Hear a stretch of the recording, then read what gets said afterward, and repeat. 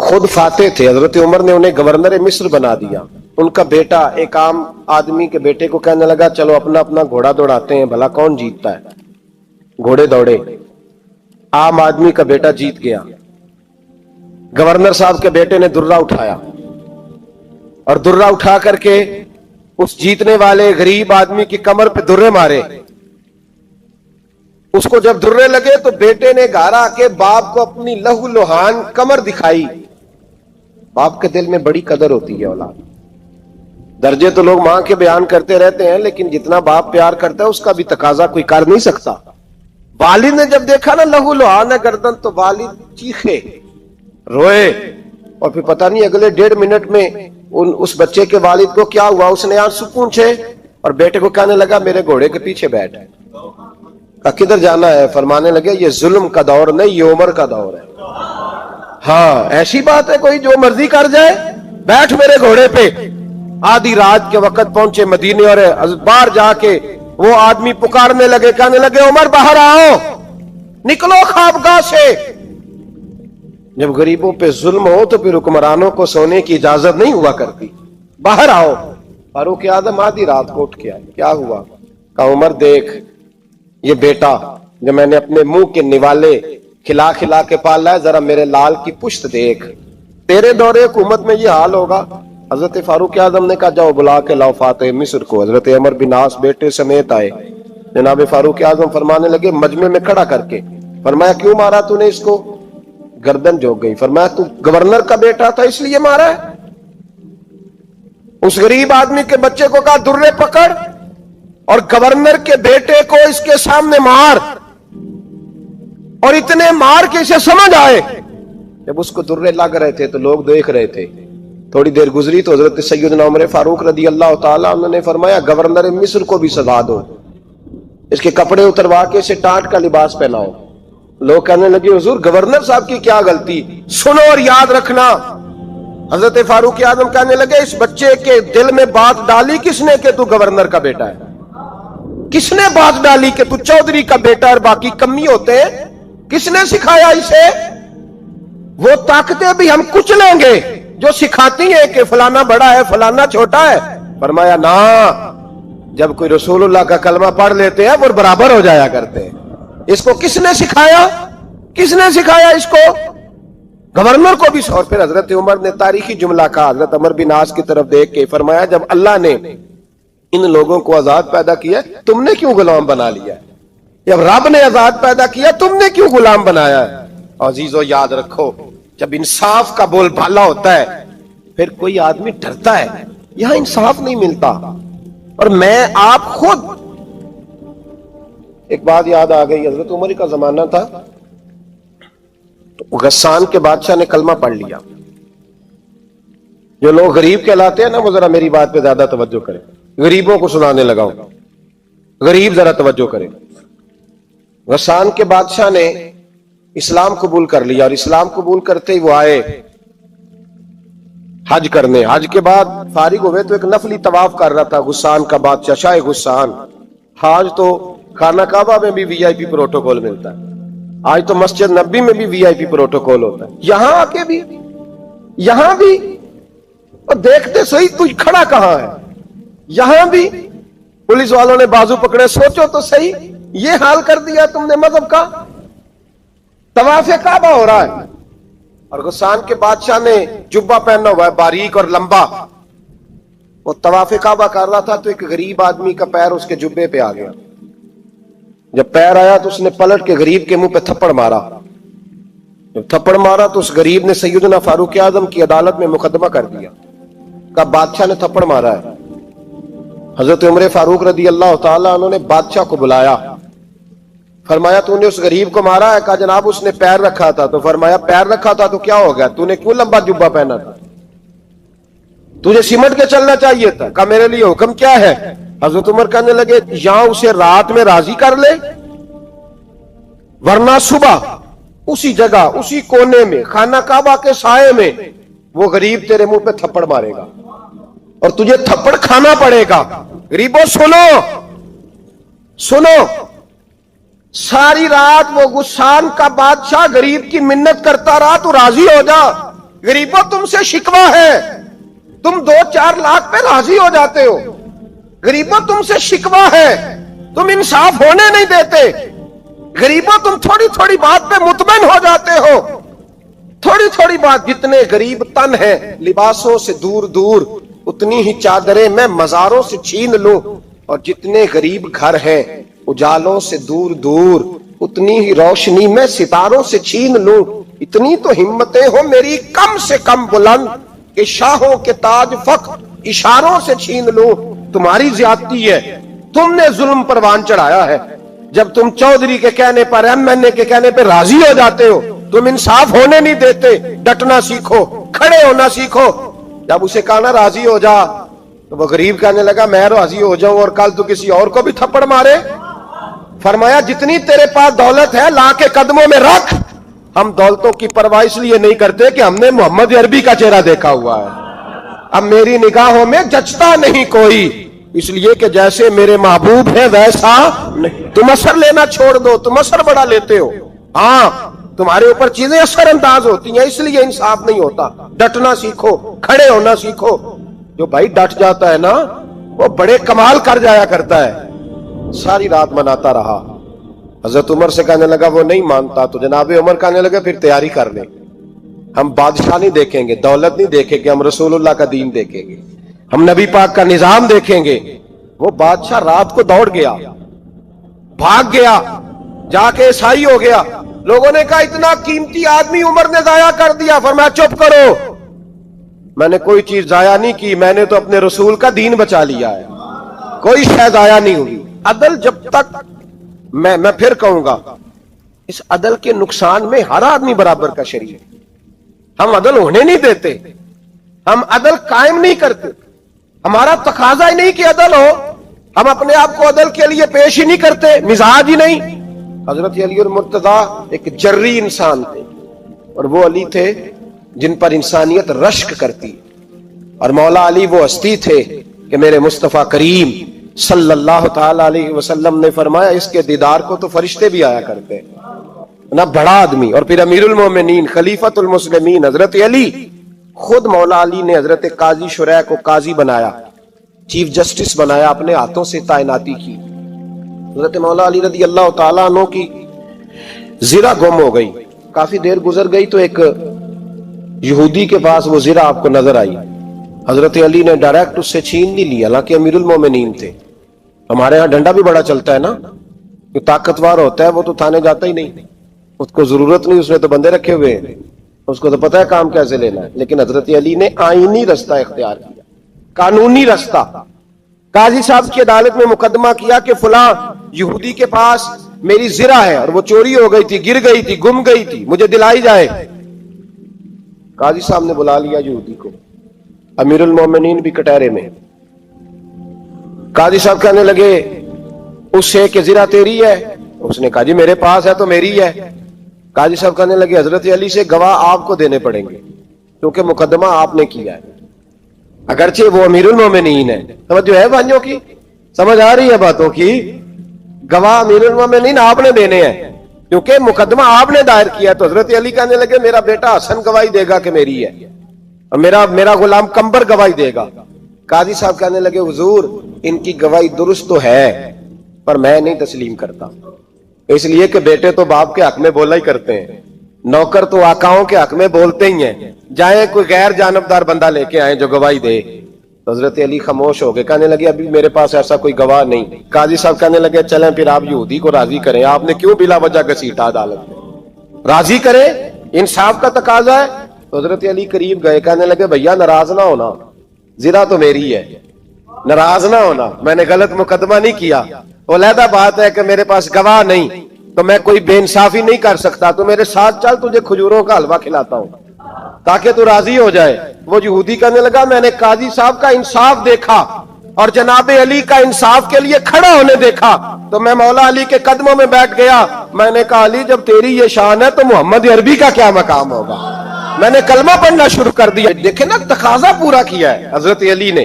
तो वो कहने लगा अली तेरे इंसाफ के रंग ने ना, जुमला याद रखना, कहने लगा यहूदी अली तेरे इंसाफ के इस रंग ने मेरे दिल से कुफर की मैल दूर कर दी।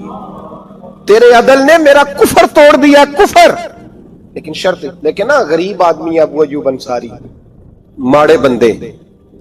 اب تو پیر اور مولوی بھی گنجائش نہیں نہ دیتا کسی کو بولنے کی, تو سیاست دان تو اللہ کی پناہ, وہ تو پتہ نہیں کس طرح سوتے ہیں رات کو, اللہ ہی جانتا ہے. پتہ نہیں کس طرح اپنے آپ کو مطمئن کر کے وہ زندگیاں گزار رہے ہیں, خدا ہی بہتر جانتا ہے.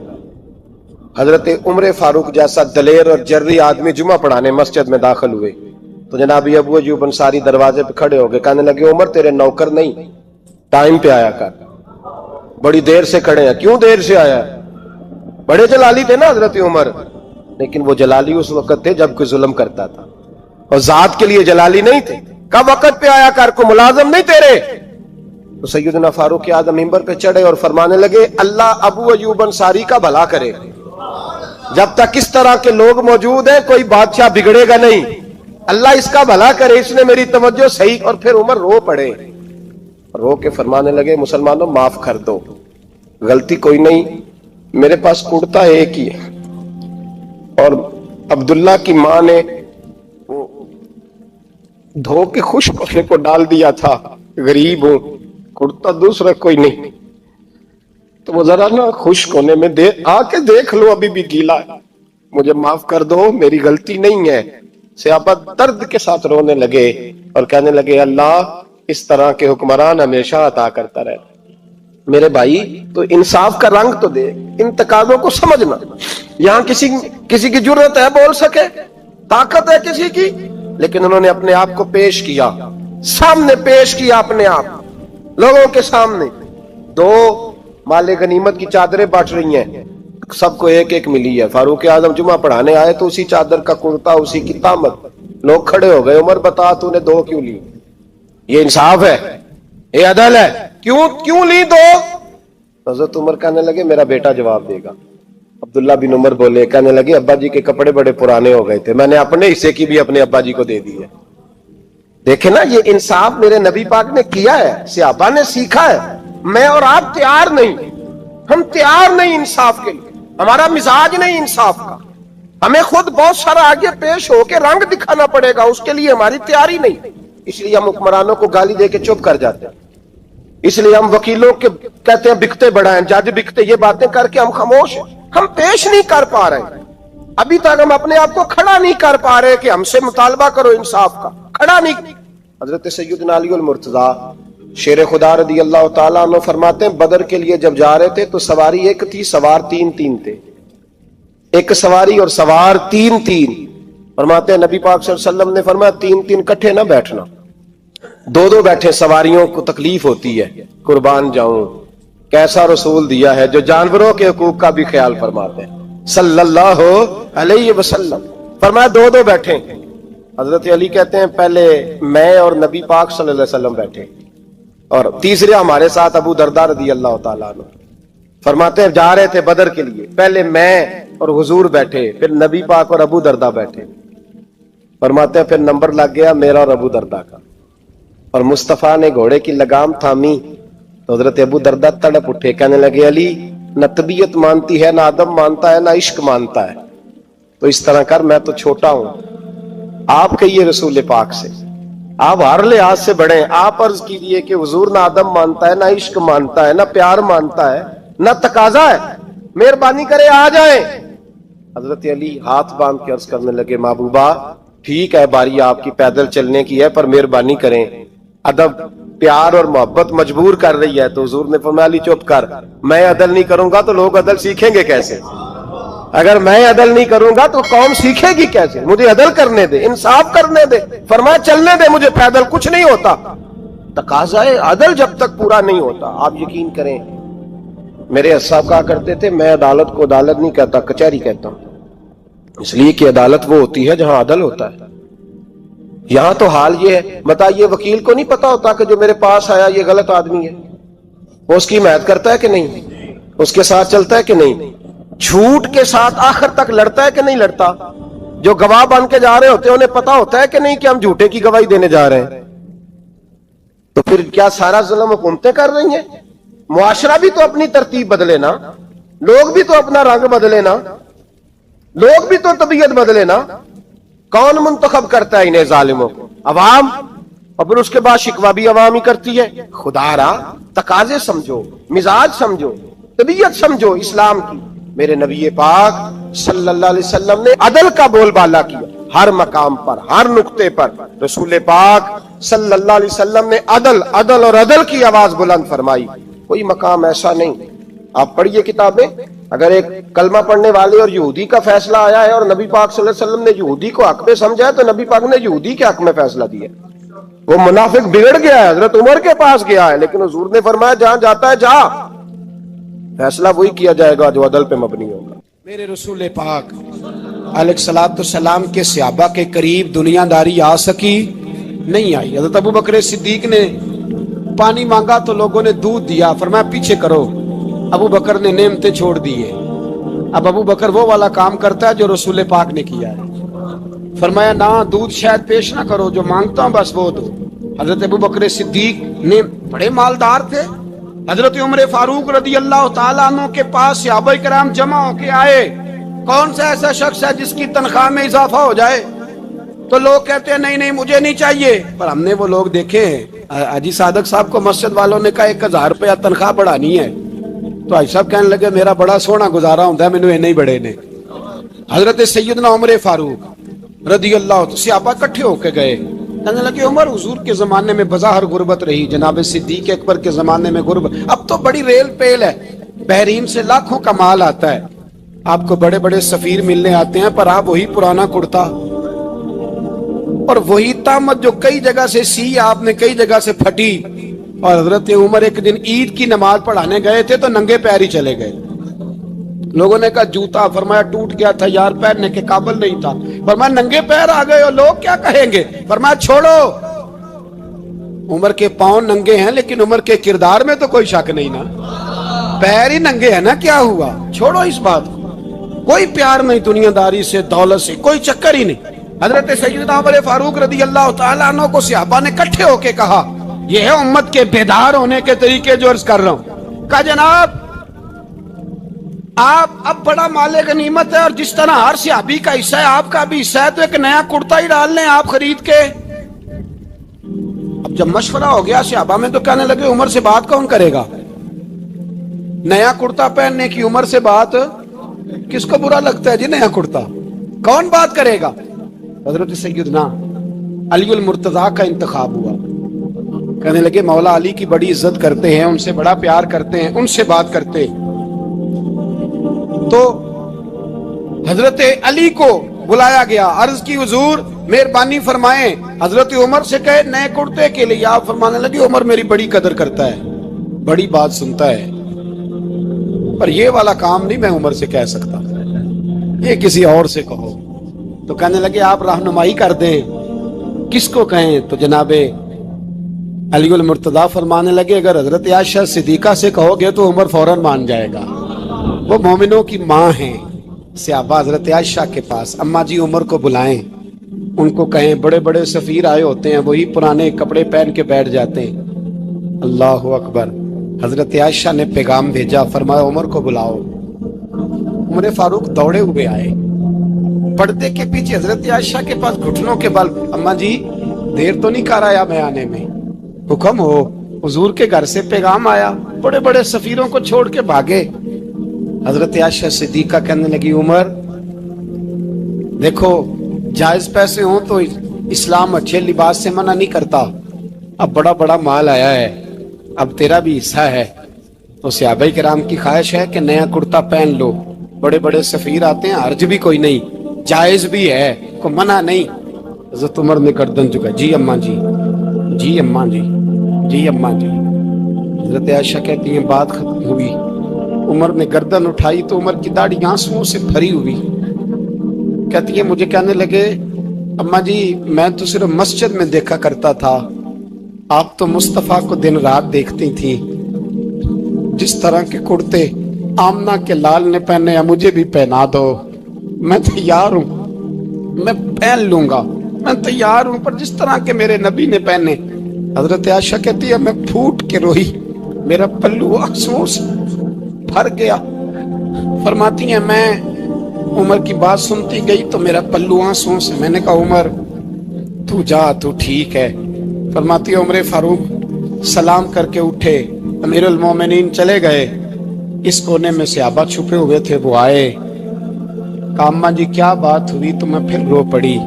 मैंने कहा क्या बताऊं, तुम्हें पुराने कुर्ते नजर आते हैं, उसे मोहम्मद अरबी के जलवे नजर आते हैं, उसे रसूलुल्लाह का रंग नजर आता है, उसे वो गुलामी नजर आती है। उमर को दुनिया से प्यार, और दुनिया से प्यार नहीं था, दुआ पता क्या थी? यूं झोली उठा के अल्लाह मरजुकना शहादतन फी सबीलिक वजल मौत फी बलद हबीबिक। अल्लाह उमर को बिस्तरे वाली मौत ना देना, मौत शहादत की देना। और मैं मैदान में जाके नहीं मरना चाहता, मुझे रसूलुल्लाह के शहर में मौत चाहिए, बाहर जाके नहीं, यही मैदान लगे मदीने में, यही मौत आए, असबाब बना। मैं मदीना भी नहीं छोड़ना चाहता। ओ भाई, इन लोगों को नहीं प्यार था। जनाब सिद्दीक अकबर का विसाल हुआ तो जहर के असर से, वो जो आपको जहर लगा था, बाद मुफस्सिरीन ने लिखा है कभी कभी वो जो सांप ने डसा था तो कभी कभी उसका असर आता था, बस अल्लाह ने शहादत देनी थी कभी कभी, वरना तो बड़ी शिफाएं थी। हजरत उमर शहीद, हजरत उस्मान, जनाब अली, इमाम हसन, इमाम हुसैन, अली अकबर, अली असगर, हजरत अब्बास, हजरत साद बिन माज, हजरत अमीर हमजा, मुसअब इब्ने उमैर। मेरे महबूब ने तो लिस्ट बनाई शहीदों की, लिस्ट बनाई शहीदों की। शहादत से प्यार किया रसूलुल्लाह सल्लल्लाहु अलैहि वसल्लम के गुलामों ने, प्यार किया शहादत से, इसीलिए तो काफिर उठ नहीं सका कि शहादत से हजरत साद बिन माज रदी अल्लाह तआला अन्हु को जख्म लग गया, जंग से जिंदा आ गए लेकिन जख्म है, रो के कहने लगे महबूबा सारे शहीद हो गए, मैं ऐसे ही रह गया। हुजूर ने फरमाया नहीं, रब तुझे भी शहादत की मौत ही अता फरमाएगा। उसी जख्म में पर्दा हो गया।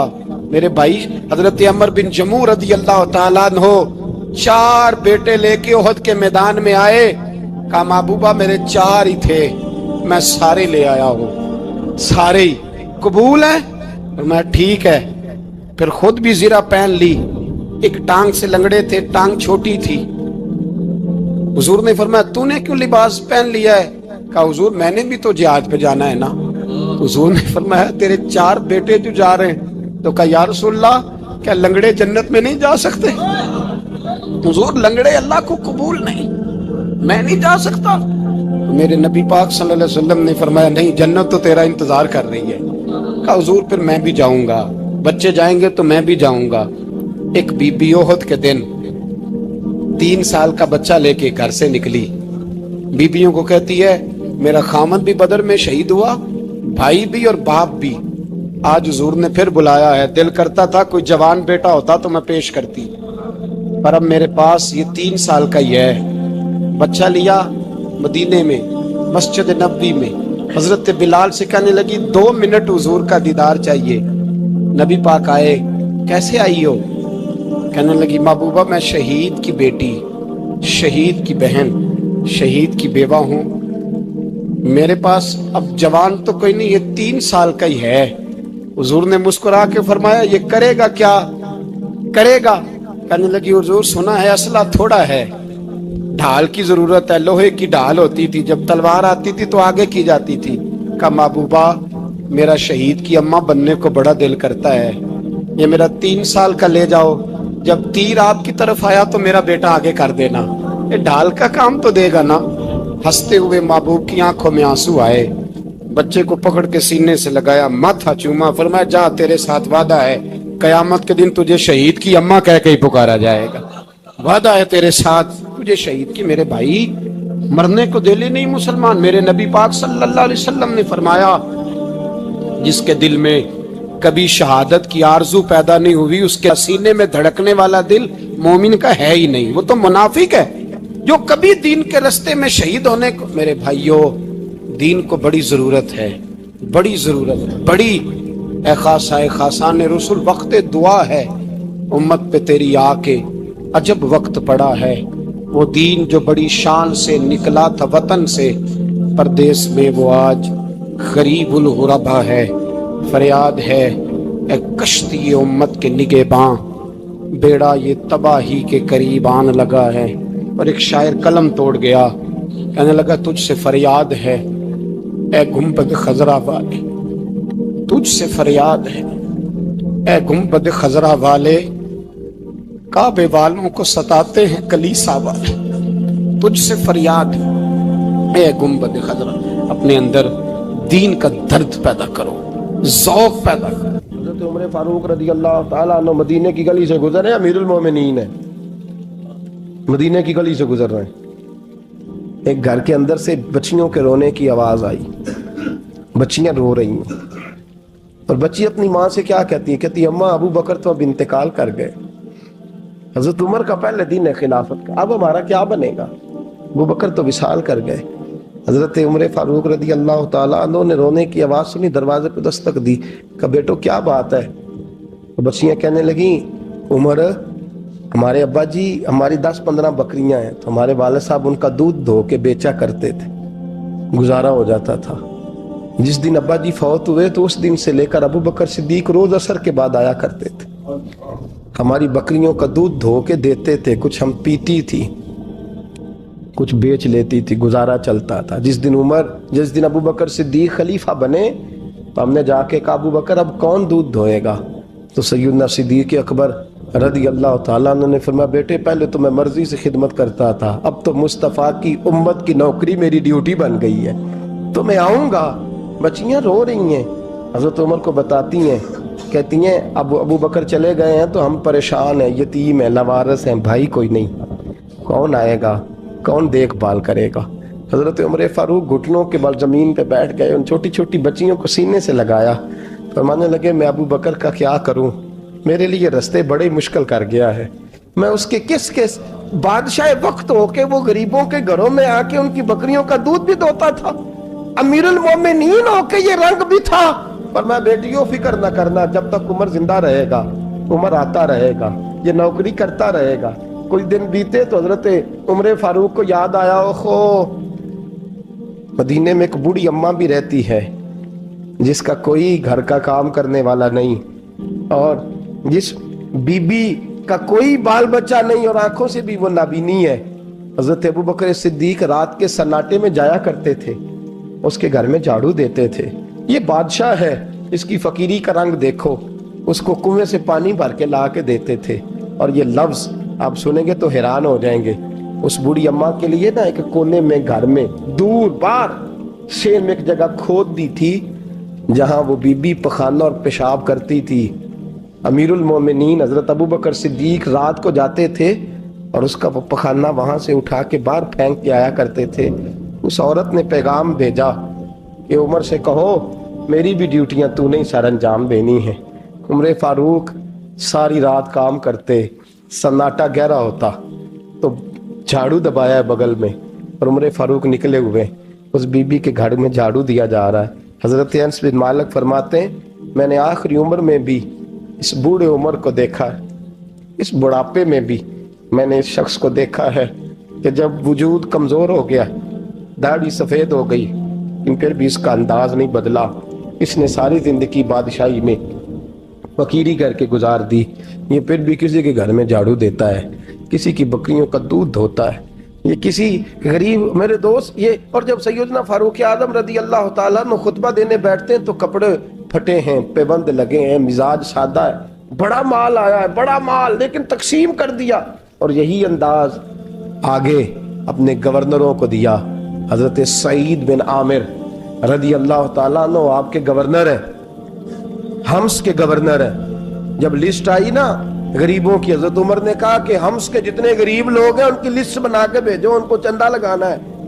تو 17ویں 18ویں نمبر پر حضرت سعید بن عامر کا نام بھی آ گیا، گورنر صاحب کا۔ تو حضرت عمر نے سوچا شاید کوئی اور سعید بن عامر ہے، فرمانے لگے یہ کون ہے؟ جس کی ڈیوٹی لگائی تھی اس سے کہنے لگے یہ سعید کون ہے؟ تو کہا حضرت جی ہمارے صوبے کا گورنر۔ تو فرمایا اس کی لسٹ فقیروں میں؟ فرمانے لگے پتہ نہیں آپ نے کیا رنگ بھر کے بھیجا ہے، مہینہ مہینہ یہ شخص درختوں کے پتے کھا کے گزارا کر دیتا۔ کہ یہ میں فرشتوں کی کہانیاں نہیں سنا رہا آپ کو، میں آپ کو جنات کی یا عالم بالا کی باتیں نہیں، اس دھرتی پہ بسنے والے، اس دھرتی پہ وقت گزارنے والے میرے رسول پاک کے تیار کردہ ہیرو کی باتیں عرض کر رہا ہوں۔ حضرت عمر گئے ایک دفعہ، کہا مجھے بتاؤ تمہارا گورنر کیسا ہے؟ تو ہمس کے لوگ کہنے لگے ہمیں اپنے گورنر سے 4 شکایتیں. کون کون سی؟ پہلی بات تو یہ ہے کہ گورنر صاحب کو چاہیے فجر کے وقت آئیں. یہ سورج نکل آتا ہے تو باہر آتے ہیں گھر سے. سورج نکل آتا ہے تو آپ کہہ کے تو دیکھیں کسی معمولی سرکاری ملازم سے بھی, پھر آپ دیکھیے آپ کا کیا بنتا ہے. کہا یہ سورج نکلتے وقت آتے ہیں. دوسری شکایت یہ ہے کہ دن کو ملتے ہیں رات کو نہیں ملتے. تیسری شکایت یہ ہے کہ مہینے میں 1 دن ملتے ہی نہیں گورنر صاحب. چوتھی شکایت ہے کہ روتے ہیں, کبھی کبھی اتنا روتے ہیں کہ بے ہوش ہو جاتے ہیں. حضرت فاروق اعظم نے کھڑا کر لیا, فرمایا صحیح تیری شکایات آئی ہیں. کہ حضور حکم. فرمایا سنا ہے, پہلے تو فجر کے وقت آ جاتا تھا لوگوں کے مسائل سننے, اب تو سورج نکلتے وقت آتا ہے. کہ حضور بیوی بیمار ہو گئی ہے اور گھر میں نوکر تو ہے کوئی نہیں, تو میں سویرے اٹھتا ہوں تو پہلے ناشتہ بناتا ہوں, بچوں کو کھلاتا ہوں. اس عورت نے 35 سال میرے ساتھ وفا کی ہے, اب چارپائی پہ ہے تو میں اس کے منہ میں لقمے ڈالتا ہوں. کہا اسے کھانا کھلا کے جب وہ دعا دیتی ہے تو پھر نکلتا ہوں. تو کہا سنا ہے تو ہفتے میں 1 دن ملتا ہی نہیں, مہینے میں. کہنے لگی حضرت جی جب مدینے سے آیا تھا تو ایک کرتا اور ایک تامد ساتھ لایا تھا. مجھے آج 2.5 سال ہو گئے ہیں, میں نیا لباس نہیں خرید پایا.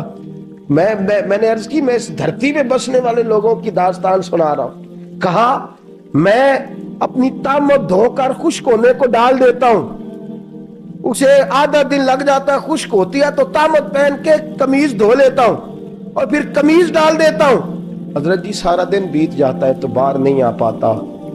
حضرت عمر فاروق کی گردن جھک گئی. کا سنا ہے تو رات کو ملتا ہی نہیں. یہ لفظ کہے تو حضرت سعید بن عامر کہنے لگے یہ میرا راز تھا, آپ میرے امیر نہ ہوتے تو کبھی فاش نہ کرتا. دن میں نے بندوں کے لیے رکھا ہے, رات اپنے رب کے لیے رکھی ہوئی.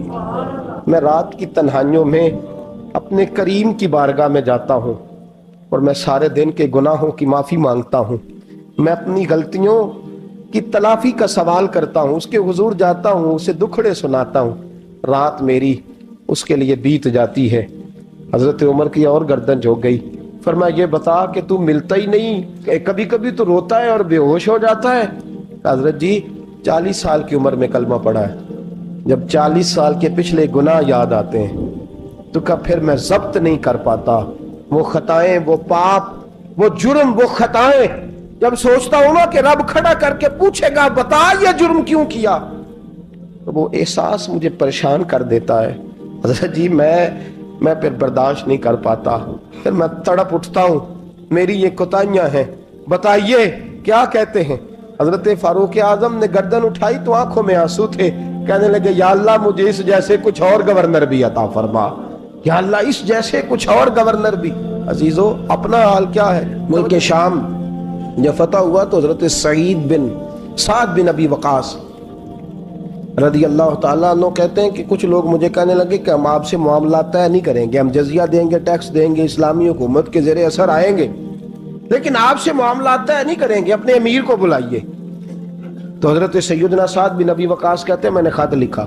فرماتے خط لکھا حضرت عمر کو. میں نے کہا جناب آئیے. جواب میں حضرت عمر نے خط میں جواب لکھا کہ فلاں دن فلاں تاریخ فلاں وقت میں ملک کے شام پہنچ جاؤں گا. حضرت سیدنا عمر چلے گھر سے, ایک غلام, ایک گھوڑا, ایک نیزہ. حضرت فاروق اعظم نے کچھ کھجوریں, خشک کھجوریں, کچھ سرکہ باندھ کے رکھ لیا رستے میں کھانے کو. یہ بادشاہی میں فقیری ہو رہی ہے. لاکھوں مربع میل کا حکمران ہے, اربوں روپے پاس پڑے ہوئے, وہ ساری چیزیں رکھ لیں اور سیدنا عمر فاروق رضی اللہ تعالیٰ عنہ چلنے لگے. اب غلام سے کہنے لگے بھئی میرا گھوڑا ذرا ماڑا ہے, کمزور ہے, طے کر لیں اتنے میل تو گھوڑے پہ بیٹھے گا, میں پیدل چلوں گا, پھر اتنے میل میں گھوڑے پہ بیٹھوں گا, تو پیدل چلے گا. ملک شام پہنچنے کا وقت آ گیا. جب وقت آیا تو پیدل چلنے کی سواری حضرت عمر کی تھی, ان کی باری تھی پیدل چلنے کی, اور سواری پر سوار ہونے کی باری غلام کی تھی. توجہ, یہ لوگ رشتے کرتے ہیں نا تو کرائے کی کار لے کے چلے جاتے ہیں, بعد میں وہ پوچھتے ہیں کہ تسی تے کار تے آئے سو. ہم اپنے آپ کو بنانے کے لیے جھوٹی انعام بھی خریدنی پڑے تو خریدنے سے ہم پرہیز. ہم جو بتاتے ہیں وہ ہم ہوتے نہیں, اور جو ہم ہوتے ہیں وہ ہم بتاتے. حضرت سیدنا عمر فاروق رضی اللہ تعالیٰ عنہ سواری پہ غلام ہے, خود پیدل ہے, اور حال کیا ہے بارش ہوئی تھی تو کچھ پانی کھڑا تھا چھوٹے چھوٹے جوہڑوں میں, چھوٹے چھوٹے تالاب بنے ہوئے تھے, پانی کھڑا تھا. تو حضرت عمر فاروق رضی اللہ تعالیٰ چمڑے کے جوتے پہنے, وہ جوتے دونوں اتار کے تو بغل میں دبا لیے. حضرت سعد بن ابی وقاص فرماتے ہیں اسی بغل میں نیزہ رکھ لیا اور تامت تھوڑا اونچا کر لیا کہ پانی سے چلنا ہے, اور غلام کو گھوڑے پہ بٹھایا ہے اور گھوڑے کی لگام پکڑی ہے تو یوں پیچھے رکھی ہوئی. اور حضرت سیدنا فاروق اعظم رضی اللہ تعالیٰ عنہ آ رہے ہیں. غلام کہنے لگا حضور لوگ دیکھ رہے ہیں, مہربانی کریں بیٹھ جائیں. فرمانے لگے نہیں باری تیری ہے, تو ہی بیٹھے گا. اس نے کہا حضور نہیں وہ تو ٹھیک ہے, کوئی باری فرض تو نہیں نہ ہو گئی, آپ مہربانی کریں آپ آ جائیں, ذرا لوگ آ رہے ہیں. فرمایا تمہیں کہا نا. غلام کا تھا میں نے تیسری دفعہ کہا تو حضرت عمر نے جلال سے دیکھا, اور جناب عمر کا جلال تو زمین کانپنے لگ جاتی تھی. کہتے ہیں کہا حضور آپ آ جائیں, تو کہتے تجھے کہا ہے نا چپ کر کے بیٹھا رہے. کہتے ہیں میں گھوڑے پہ ہی کانپنے لگا. غلام اب حضرت سعد بن ابی وقاص کہتے ہیں سورج غروب ہو رہا تھا, شعائیں پانی میں پڑ رہی تھی. حضرت عمر پانی سے, میں نے غور سے دیکھا تو دوڑا گیا. جا کے نا بچے نہیں مشورہ دیتے ابا جی کو, ابا جی انج نہیں کریدا دور بدل گیا جے. کہتے میں دوڑا گیا اور جا کر کے حضرت سیدنا عمر فاروق کو کہا حضور مہربانی کریں, ٹھیک ہے آپ کی درویشی سے کون آگاہ نہیں, وزیر کھڑے ہیں, سفیر کھڑے ہیں, بڑے بڑے عمرا, بڑے بڑے ملکوں کے حکمران ہیں, آپ مہربانی کریں یہ تامت ذرا نیچا کریں اور جوتا پہن لیں, اگر خراب ہو گیا تو اللہ نیا بھی دے دے گا, اور مہربانی کریں ذرا غلام کو کہیں نیچے آ جائے. حضرت عمر کہنے لگے تمہیں کیا تکلیف ہے؟ کہا حضرت جی وہ وزیر مشیر کھڑے ہیں, یہودی ہیں, عیسائی ہیں, نجرانی ہیں, وہ بڑے بڑے مذاہب کے اور بڑے بڑے ملکوں کے ہیں, آپ کا بڑا نام سنا ہے. حضرت سیدنا سعد بن ابی وقاص فرماتے ہیں میرے ساتھ اتنا ترش رویہ حضرت عمر کا پہلے کبھی نہیں ہوا. کہتے ہیں ماتھے پہ شکن آیا اور کہنے لگے تجھے تیری مار ہوئے. فاروق رضی اللہ تعالیٰ عنہ کا مبارک زمانہ ہے. حضرت عمر نے فوج بھیجی ایران کے حکمران کے ساتھ جہاد کرنے. ایران کے بادشاہ نے 2 عیسائی جاسوس بھیجے, کہنے لگا ذرا پتہ تو کرو مسلمانوں کا رات کا طریقہ کیا ہے, میں صف بندی کراتا ہوں. وہ ساری رات صف بندی کراتا رہا. 2 جاسوس آئے مسلمانوں کی معلومات کرنے. معلومات کر کے جب واپس گئے تو حضرت عمر فاروق رضی اللہ تعالیٰ عنہ کے سپاہیوں کو دیکھا, غور سے پلٹے. تو بادشاہ کہنے لگا کیا حال دیکھ کے آئے ہو؟ کہنے لگا سارے مسلح پہ بیٹھے ہوئے ہیں, جتنے گھنٹے ہم وہاں رہے ہیں مجاہدین مسلح پہ رہے, یوں لگتا ہے جیسے ان کا دنیا داری سے کوئی تعلق. اور کہنے لگے بادشاہ کوئی ایسی طاقت ہے جس کو وہ بلا رہے تھے, کوئی ایسی قوت ہے جس کو وہ پکار رہے تھے. ہمیں بھی وہاں کھڑے ہو کے محسوس ہوتا تھا کہ ہاں کوئی ہے جو آ جائے گا ان کی مدد کے لیے. السلام علیکم دوستو, ہم آپ کے لیے لے کر آئے ہیں یہ اچھا بیان, سنیں گے تو انشاءاللہ نفع ہوگا. چلتے ہیں بیان کی طرف. اے جو پہنچے گا ان کی مدد کرے گا. ایران کا بادشاہ کہنے لگا مجھے سمجھ آ گئی ہے, وہ جسم کی طاقت سے ہی نہیں لڑتے, وہ کوئی غیبی طاقت ہے جس سے وہ لڑتے. بھائی وہ غیبی طاقت بھی تو ہمارے پاس ہم نے ناراض کر لیا نا, وہ بھی تو نہیں نا, مسجد کا رخ بھی تو کوئی نہیں. اور میں نے پچھلے جمعے بھی کہا تھا پھر کہتا ہوں وہن ہو گیا امت کو. نبی پاک نے فرمایا امت کو وہ کیا ہے, دنیا سے محبت ہو گئی ہے, موت سے کراہت ہو گئی, وہن ہے. صحابہ کرام کو موت سے بڑا پیار تھا, موت سے بڑی محبت کر. ہماری طرح نہیں, وہ کہتے تھے مریں گے تو منو مٹی, تو وہاں ٹھیک ہے عذاب قبر حق ہے, لیکن میں کہا کرتا ہوں سالوں کے بعد جو پردیس سے ماں کے پاس آئے, ماں اسے عذاب نہیں دیتی, اس کا ماتھا چوما کرتی ہے. اور بھائی جو رب کریم کی بارگاہ میں جائے گا تیرا کیا خیال ہے, گل سڑ جائے گا؟ مدینے والے حبیب نے فرمایا قبر المومن روضۃ من ریاض الجنہ, فرمایا میرا مومن جب قبر میں جاتا ہے تو اللہ جنت کے سارے دروازے کھول دیتا ہے, وہ تو اللہ کی رحمت میں پہنچتا ہے. کون کہتا ہے مومن مر گئے, وہ تو قید سے چھوٹے اپنے گھر گئے. کون کہتا ہے قبر میں عذاب ہے تو صرف عذاب ہی ہے, ہاں مجرم کو سزا ملے گی, لیکن مومن ہمیشہ جہنم میں, وہ بالآخر جنت میں جائے گا, بالآخر جنت میں جائے گا. اور کسی درویش نے بات کی, وہ کر کے چلے گئے, پر کمال ہی کر گئے. کہنے لگے دوزخ میں میں تو کیا, میرا سایہ نہ جائے گا, کیونکہ رسول پاک سے دیکھا نہ جائے گا. نبی پاک سید عالم علیہ السلام کے غلام تو دیکھو نا, ساری زندگی عمر فاروق, بخاری پڑھو تو صحیح, ساری زندگی عمر ہر نماز کے بعد کہتے تھے اللہم ارزقنا شہادت فی سبیلک, اللہ بسترے پہ موت نہ دینا, موت مجھے شہادت کی دینا. حضرت سیدنا مولا علی شیر خدا کرم اللہ تعالیٰ وجہ الکریم ساری زندگی کہتے رہے, اللہ علی نے میدان میں عمر گزاری ہے, اسے شہادت کی موت عطا فرما. وہ بھائی یہ تو شہادتیں مانگنے والے. حضرت امام حسین میدان کربلا میں کھڑے تھے, شمر کہنے لگا حسین تیری چاروں جانب موت ہے. تو آپ فرمانے لگے تجھے ابھی ہمارا پتہ ہی نہیں, موت سے تو ہمارا پیار چلتا ہے. اور فرمایا یہ شہادت تو ہمارا پیچھا کرتی ہے, پہنچ جاتی ہے جہاں ہم ہوتے ہیں. موت سے ڈرا رہا ہے. مسلمان کا مرنے کو دل نہیں کرتا, ورنہ وہ اتنی بڑی کوٹھی میں کون رہے گا. مرنے کو دل اس لیے نہیں کرتا کہ وہ جو 6 کروڑ 10 کروڑ ڈالر لوٹ کے رکھے مر گئے تو کھائے گا کون. وہ فقیر فاقہ مست تھے, ان کا گھر ہی کوئی نہیں تھا, ان کے بینک بیلنس ہی کوئی نہیں تھے. وہ کہتے تھے گھر ہمارا ہے وہ جو ہمارے رب نے تیار کیا ہوا ہے, ہمارا بینک بیلنس ہے وہ جو ہمیں جنت میں جا کے ملے گا. ان کا تو یہ کھاتا ہی کوئی نہیں تھا, اس لیے وہ شہادت کی. حضرت عمر بن جموع رضی اللہ تعالیٰ عنہ میدان احد میں 4 بیٹے لے کے آئے. کتنے بیٹے بول کے بتائے؟ 4 بیٹے لے کے عمر بن جموع آئے, اور خود ایک ٹانگ سے لنگڑے سے آپ ہیں, ٹانگ چھوٹی ہے. حضور کے سامنے کھڑے ہوئے کہا محبوبہ میرے 4 ہی تھے, میں 4 ہی لے آیا ہوں, قبول کر لے. تو حضور نے فرمایا تو کیوں تلوار اوڑے آیا ہے, یہ تو نے کیوں گلے میں اسلحہ ڈالا ہوا ہے. کہا یا رسول اللہ میں نے بھی تو جانا ہے نا. تو حضور نے فرمایا 4 بیٹے جو ہیں. تو حضرت عمر بن جموع نے بات کی. صحابہ کہتے ہیں ہم لبوں سے مسکرا رہے تھے, آنکھوں سے رو رہے تھے. کیا عجیب انداز ہے. السلام علیکم دوستو, ہم آپ کے لیے لے کر آئے ہیں بہت ہی شاندار بیان لے کر آئے ہیں. سنیں گے تو ضرور انشاءاللہ نفع ہوگا. اب چلتے ہیں بیان کی طرف.